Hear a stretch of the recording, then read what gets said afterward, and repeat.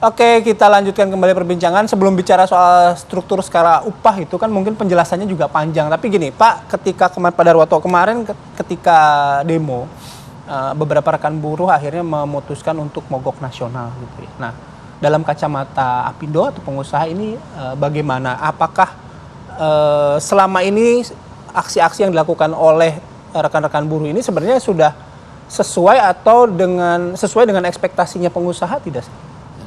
Ya kalau demo nggak mogok nggak sesuai ekspektasinya pengusaha. Kalau perlu jangan ada mogok. Kalau perlu jangan nggak usah ada. Kita dialog aja di meja. Mau gebrak-gebrak meja juga boleh. Nggak apa-apa gitu. Karena pengaruh ke kinerja perusahaan juga ya. Iya. Nah kalau kayak demo seperti yang dilakukan ya bukan kemarin saja tapi beberapa hari sebelumnya ini benar-benar kalau dari kacamata pengusaha ya sangat disayangkan. Kenapa sampai itu terjadi? Nah. Kalau terjadi yang seperti di kawasan industri, lah yang demo karyawan di kawasan itu sendiri. Makanya saya selalu bilang, lah ini sawah ladangmu kok kamu stopin itu. Nah artinya gini kan, selalu demo dan selalu ada demo. Ini kan berarti ada permasalahan paling empuk di kawasan industri lah. Iya. Orang karyawannya semua di situ, buruhnya semua ada di situ kok gitu loh. Nah maksudnya yang jadi kemarin itu distribusi itu terganggu. Ya karena perusahaan ini kan terkait dengan supply chain ya. Ada perusahaan di kawasan industri Kerawang, di Bekasi. Ini kan satu ring system transportasi material dan part itu kan. Nah itu terganggu. Nah saya bilang kepada teman-teman itu, coba utamakan dialog lah. Kalau urusan kemarin mendemo gubernur, ya ke gubernur lah datangnya, jangan di kawasan industri gitu loh. Ya akhirnya kan teman-teman yang berperan sebagai pengelola kawasan itu kan mesti ngomong gitu kan, mesti berupaya mencegah dan lain sebagainya. Ini menarik sebenarnya, Baik. Kalau kita dengar pernyataan Pak Darwoto itu soal naik turunnya UMP itu ya teman-teman pengusaha bisa saja asalkan sistem yang terbangun itu juga sudah memberikan kepastian, kurang lebih kan itu. Nah makanya coba kita tanya, tadi kan Bang Said Iqbal juga sempat menyampaikan bahwa sudah sempat komunikasi ya 6 bulan yang lalu dengan pemerintah dan juga pengusaha. Respon pemerintah terkait dengan kenaikan UPM ini, UMP-nya seperti apa sih sebetulnya? Aku nggak mau dengar. Hari ini pemerintah itu, khusus Kementerian Tenaga Kerja dan Kemenko Perekonomian itu pro pengusaha. Saya kan ILO governing body, ngerti lah sistem dunia ya, karena saya pengurus Badan Perserikatan Bangsa-Bangsa PBB, ILO governing body. Yang pertama, mogok nasional itu satu upaya untuk memaksa buruh dan pemerintah ketika sudah mengalami deadlock, karena memaksa, pemerintah maksa, Apindo maksa, deadlock kan, apa yang digunakan oleh buruh, maka mogok. Itu boleh di dalam Undang-Undang nomor 21 tahun 2000, Undang-Undang nomor 9 tahun 98 dan Undang-Undang nomor 13 tahun 2003. Kita nggak pakai Undang-Undang 13 2003 atau Omnibus Law. Yang kita pakai Undang-Undang 21 2000, Serikat Buruh mengorganisir pemogokan boleh. Itu perintah konstitusi. Yang kedua, Undang-Undang nomor 998 bentuk mogoknya adalah unjuk rasa. Jelas, clear undang-undang. Yang kedua, mogok nasional ini adalah upaya terakhir untuk memaksa si pengusaha dan si pemerintah berunding. Nah, kalau kamu kupeh, maka buruh menggunakan hak mogok dan itu boleh. Seperti kita lah, boykot Israel, bisa hancur dong orang-orang di PHK di mana-mana di Indonesia. Bukan itu tujuannya. Boykot produk Israel adalah untuk memaksa Israel berhenti perang, duduk berunding. Maka pemogokan adalah alat yang paling tinggi dan secara hukum internasional boleh. Itu kita sepakat soal unjuk rasa, kita sepakat betul. Itu adalah hak demokrasi. Tapi maksud saya adalah respon pemerintah kan sudah sempat disampaikan 6 bulan yang lalu sebelum respon aksi pemerintah nasional ini. Nggak apa ada responnya? Perubahan. Bahkan kita tanya, saya kan ngerti ilmu statistik lah, master S2 juga. Saya juga kan di ekonomi. Saya tanya, coba Anda dapatkan indeks tertentu 0,1 sampai 0,3 dari pertumbuhan ekonomi apa? Dari mana? Oh itu kontribusi buruh. Iya mana? Oh itu lembaga peneliti yang dulu zaman Soeharto, nama lembaga nggak perlu saya sebut, yang dipakai sekarang, yang selalu sudah mindsetnya nggak naik upah. Nah kamu pakai hari ini 0,1 sampai 0,3 dapatnya dari mana? Kalau kamu pakai 0,1 0,3 di dalam negara maju, kamu harus punya namanya indeks produktivitas. Indeks produktivitas otomotif berapa buruhnya, indeks produktivitas buruh tekstil berapa. Itu harus kamu punya. Kamu nggak punya, terus kamu tetapkan sepihak. Jadi Dirjen dan Menaker bohong kalau itu berunding. Kita nggak pernah setuju kok. Soal perundingan ya, saya balik lagi ke Pak Darwoto. Tadi ketika soal aksi mogok gitu ya, kan tadi tuntutannya adalah perundingan antara pemerintah dan pengusaha gitu. Nah, sampai sejauh ini perundingan atau kesepakatan gitu antara pengusaha dan juga pemerintah bagaimana gitu untuk sama-sama mengakomodir kepentingan semua pihak gitu Pak.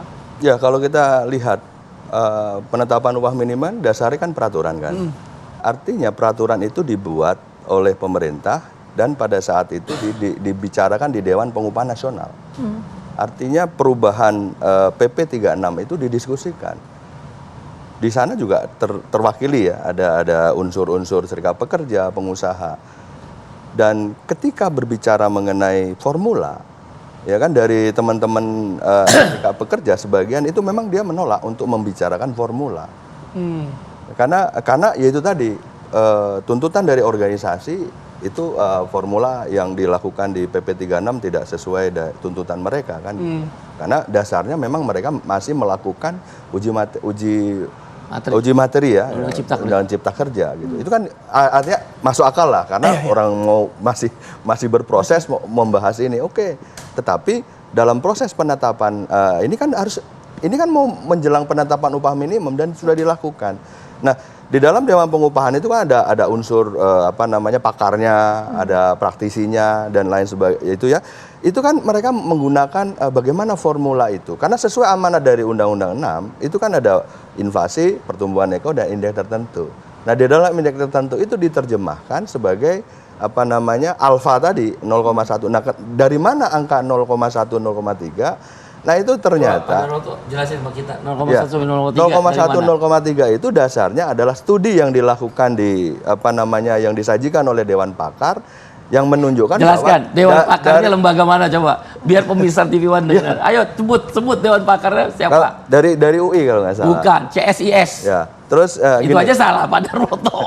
Oke, artinya ada alfa itu ya. Jadi alfa itu 0,08 sampai 0,36 itu kontribusi tenaga kerja terhadap pertumbuhan ekonomi gitu. Dan cara hitungnya gimana? Nah, itu data empiriknya menyebutkan seperti itu gitu. Jadi 0,8 sampai 0,36 kalau nggak salah. Oke, kita tangkap poinnya. Saya terakhir mau ke Bang Said Iqbal. Ini singkat saja mungkin ya. Ini aksi mogok nasional ini apakah memang akan berlangsung sampai nanti atau seperti apa? Karena tadi sempat disampaikan oleh Pak Dar juga bahwa kalau ini misalnya mogok nasional otomatis akan pengaruh ke produktivitas, pengaruh juga ke gaji kan gitu. Pertama, psikologisnya kan pasti begitu. Ada kebohongan dari pemerintah yang didukung oleh Apindo 0,1 sampai 0,3 itu hasil berunding, bohong. Itu satu lembaga yang ditunjuk kemudian diputuskan. Terus kita nggak diajak terlibat. Ini melanggar konvensi ILO nomor 133. Saya orang ILO paham bener itu. Jadi saya senyum. Yang kedua, struktur skala upah itu dongeng dari 20 tahun yang lalu. Undang-Undang nomor 13 tahun 2003 itu ada struktur skala upah. 20 tahun hari ini dan dongeng itu disebutkan lagi, itu juga disebutkan hanya 10%. Ada hanya 10% yang tapi aturan yang baru diwajibkan, Bang. Ya wajib. Tapi nggak ada sanksi. Kalau yang sebelumnya. Tapi nggak ada sanksi. Yang sebelumnya nggak ada sanksi. Ada sanksi nggak? Ya, ada. Ya wajibnya. Ya, tapi nggak ada sanksi. Administrasi ada. 10% tetap menjalankan struktur skala upah betul. Tapi yang 90% tidak. Justru yang 90% tidak ini selama 20 tahun itu di labor intensif. Yang butuh upah minimum untuk bertahan hidup karena harga beras naik 40%, sewa kontrak naik 50%.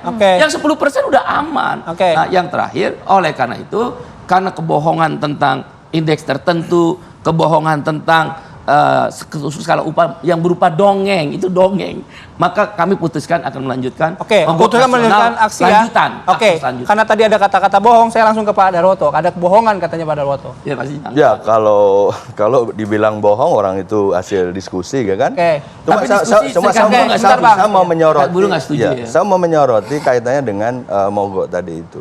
Oke lah menggunakan apa? Undang-Undang 21 2000, menggunakan Undang-Undang 998. Coba kita baca di Undang-Undang 998, menyampaikan pendapat di muka umum. Itu kan ada ketentuannya. Harus disampaikan dengan baik, dan lain sebagainya. Dan tidak mengganggu ketertiban umum. Lah bayangin ketika memogok, menutup, memblokir kawasan industri, berapa panjang itu yang itu? Berapa terdampak orang yang, bahkan waktu kejadian di kawasan MM 2100, ketika ada begitu, ada ibu-ibu bawa anaknya mau dibawa ke rumah sakit, turun dari mobilnya. Akhirnya kita bantu security, bawa pakai kendaraan. Ada anak-anak TK mau manasik di kawasan MM 2100. Nggak bisa juga. Satu angkot itu isinya 20 anak-anak TK, sudah pada nangis di situ. Ya ini politisasi Oke, lah, mohon maaf, politisasi, Bang. drama-drama yang nanti dibangun. kita coba bicara lagi Drama. lebih lanjut. Politisasi. Mohon maaf tapi ya, Politisasi dan durasi kami drama-drama sedang habis. dibangun. Mohon maaf Partai ya. Buruh nggak Kita setuju. ngobrol lagi nanti habis ini di ruang tunggu ya. Oke, Pak Daryoto terima kasih, Bang Said juga terima kasih. Nanti kami kembali dengan beberapa informasi lainnya sesaat lagi.